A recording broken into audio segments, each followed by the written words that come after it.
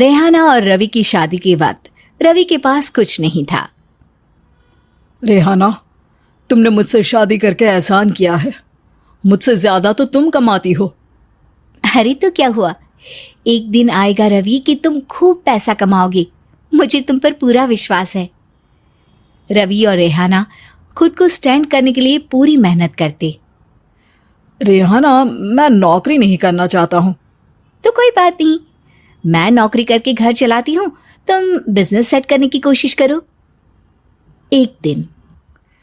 रेहाना, तुम जानती हो, मैंने जो विज्ञापन बनाने वाली कंपनी खोली थी ना, उसे बड़ी ब्रांड का ऑफर आया है। अब हम लोगों के दिन प्यारे न्यारे हो गए हैं। मैं जानती थी रवि कि एक दिन तुम सेटल हो जाओगे। रवि का काम अच्छा चल जाता है। एक दिन वो रेहाना से कहता है, रेहाना, अब हम लोगों का बच्चा भी हो गया है।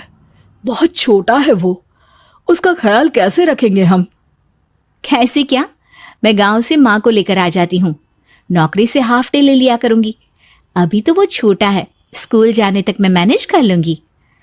देखो रेहाना, मैं अब अच्छा कमा रहा हूँ। तुमको नौकरी करके परेशान होने की कोई जरूरत नहीं है। अरे कैसी बात कर रहे हैं, मैं अपनी लगी लगाई नौकरी कैसे छोड़ दूं? और मैंने तो सुना है हम लोगों को कुछ ही महीनों में सरकारी नौकरी मिल जाएगी। सरकारी नौकरी में कितना कमा लोगी? उतने में तो मैं ड्राइवर रख लूंगा। रेहाना को रवि की बात का थोड़ा बुरा तो लगता है। कम से कम मेरी नौकरी की इतनी बेइज्जती मत करो। भूल गए, इसी नौकरी के बदौलत तुमने अपना बिजनेस खड़ा किया है। अरे वो तो मैं किसी के भरोसे भी कर लेता। देखो, अपने बच्चे को संभालो, घर का काम करो। अब बाहर जाती तुम अच्छी नहीं लगती हो।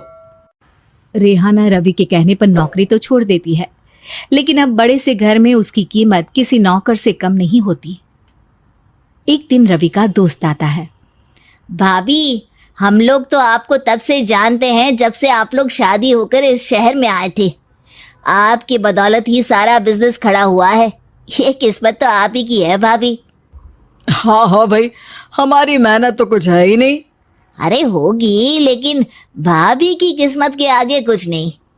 दोस्त वहां से चला जाता है, लेकिन रवि का गुस्सा 7वें आसमान में होता है। देखा कैसे बोल रहा था? अरे बिल्कुल अच्छा आदमी नहीं है ये। कैसी बात कर रहे हैं आप? प्रशांत भैया तो बहुत अच्छे इंसान है रवि। कैसे उन्होंने हमारे मुश्किल वक्त में हमारा साथ दिया था। अरे था पैसा तो साथ दिया, नहीं तो कौन पूछता है? रवि का व्यवहार पैसा आते ही अलग हो गया। वो बंदे को बंदा नहीं समझता। घमंड से घिरे रवि ने तो एक दिन हद ही कर दी। रेहाना, मैं अब तुम्हारे साथ नहीं रह सकता हूं। क्या क्या बकवास कर रहे हो रवि? क्या कहना चाहते हो? और क्यों नहीं रह सकते तुम मेरे साथ? देखो, मुझे कोई और पसंद है और उसने साथ रहने पर बस यही शर्त रखी है कि मुझे तुम्हें तलाक देना होगा। रेहाना, जो कि एक स्वावलंबी महिला थी, उसने बिना देर किए रवि को कह दिया, कोई इश्यू नहीं, मुझे पैकिंग में 4 दिन का वक्त लगेगा, लेकिन तब तक मैं तुम्हारे साथ नहीं रहूंगी। 4 दिन के लिए तुम कहीं और शिफ्ट हो जाओ, मैं घर से निकलूंगी तो बता दूंगी।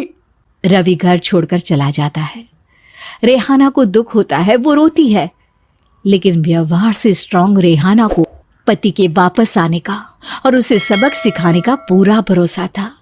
फिर एक दिन, अरे शुशिका, कब शादी करोगे तुम मुझसे? यार मैंने तो सोचा था तुम शादी से पहले मुझे विदेश लेकर जाओगे, महंगी कार दिलाओगे। अरे सब दिला दूंगा, लेकिन पहले मुझसे शादी तो कर लो। हाँ हाँ, क्यों नहीं। मैं कुछ दिनों के लिए अपने मम्मी पापा के पास जा रही हूँ और लोगों से अपनी शादी की बात करूंगी। अरे शुशिका, कैसे रहूंगा मैं तुम्हारे बिना? अब तो शादी ही होने वाली है हम लोगों की। शुशिका रवि को छोड़कर चली जाती है। रवि घर आता है, जहां रेहाना को ना पाकर उसे सब अजीब लगता है। घर तो रेहाना के बिना कुछ नहीं है। बच्चे की याद भी आ रही है। चलो एक वीडियो कॉल कर लेता हूं। रवि रेहाना को वीडियो कॉल करता है, लेकिन रेहाना फोन नहीं उठाती। रात को सोते वक्त मन कर रहा है मुन्ने को गले लगा लूं। चलो कोई ना, शुशिका से शादी के बाद मेरे और भी बच्चे होंगे। अगले दिन रवि ऑफिस जाता है जहां टीना खड़ी होती है। सर, आपने अपने नए ऐड के लिए मॉडल की रिक्वायरमेंट डाली थी ना, मैं उसी के लिए आई हूँ। रवि टीना को देखकर खुश हो जाता है। अब शादी हो गई है तुम्हारी? नहीं सर, बस अच्छा सा हैंडसम और अमीर लड़का देख रहे हैं मेरे मम्मी पापा।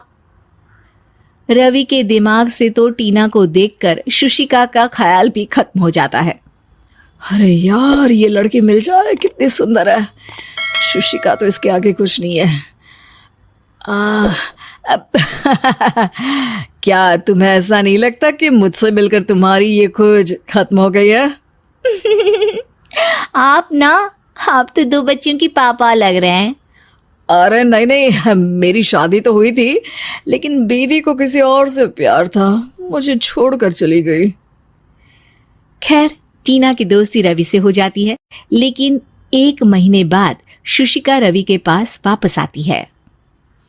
मेरे मम्मी पापा तुमसे मिलना चाहते हैं, लेकिन उन लोगों को ये मत बताना कि तुम पहले से शादीशुदा हो। और हाँ, शादी से पहले अपनी सारी प्रॉपर्टी तुमको मेरे नाम करनी होगी। अरे पागल, अब मैं तुमसे शादी ही नहीं करना चाहता। भला ऐसी लालची औरत से कौन शादी करेगा? तभी वहां टीना आ जाती है। रवि, ये पागल सी औरत कौन है? देखो, तुमने ही कह दिया ना पागल, तो पागल ही है। पता नहीं कौन है, कह रही है शादी कर लो, लेकिन शादी से पहले अपनी सारी प्रॉपर्टी मेरे नाम कर दो। बोल तो सही रही है। वैसे तुम जानती हो, मेरी एक सहेली है, उसके पति ने उसे पैसा आते ही छोड़ दिया, जबकि उसको खड़ा करने वाली ही मेरी सहेली थी। और मुझे भी भरोसा नहीं है। अगर मैं भी तुमसे शादी करूंगी तो तभी जब तुम मेरे नाम अपनी सारी प्रॉपर्टी कर दोगे। अरे हाँ हाँ, क्यों नहीं, बिल्कुल कर दूंगा। रवि और टीना की शादी की तारीख तय हो जाती है। वो अपनी सारी प्रॉपर्टी के कागज लेकर शादी वाली जगह पर पहुंचता है, लेकिन वहां टीना आती नहीं। रवि टीना को मैसेज करता है, कहाँ हो? सॉरी, मैं तुमसे शादी नहीं कर सकती, मुझे तुमसे भी ज्यादा पैसे वाला मिल गया। रवि को गुस्सा आ जाता है। वो गुस्से से सारा डेकोरेशन तोड़ रहा होता है कि वहां रेहाना आ जाती है। सर, क्या हो गया? क्या डेकोरेशन पसंद नहीं आई आपको? तुम यहाँ क्या कर रही हो? मैं यहाँ की डेकोरेटर हूँ। क्या आपको पसंद नहीं आई यहाँ की सजावट? रवि दौड़कर रेहाना के गले लग जाता है। मुझे माफ कर दो रेहाना। रवि रेहाना के गले लग जाता है और रेहाना टीना को थैंक्स का मैसेज करती है। उम्मीद है कि आपको हमारी ये कहानी पसंद आई होगी। कृपया हमारे चैनल को सब्सक्राइब करें और सभी अपडेट्स के लिए बेल आइकन जरूर क्लिक करें। और हाँ, वीडियो लाइक और शेयर करना मत भूलिएगा। Bye bye.